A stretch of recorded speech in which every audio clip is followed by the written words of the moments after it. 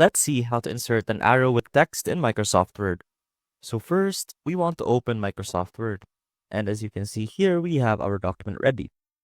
Now first, we want to insert an arrow as a shape. So go ahead to the Insert tab and click on Shapes.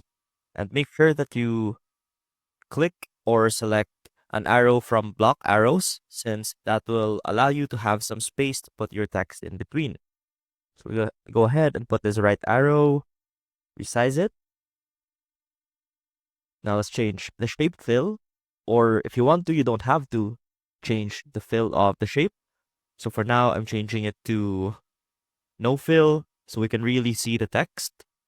And I'm changing the outline to black and making it thicker. And there we go. Now by nature, you can already add in some text right here. As you can see, by when you select it and when you type, you will see that the cursor moves inside the shape. Now, normally you wouldn't be able to see the text because it is in color white.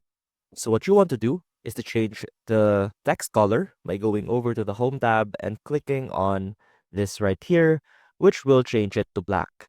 So let's change the text color to the text to turn right, and let's resize that, as well as change the font, and that should look like a turn right sign.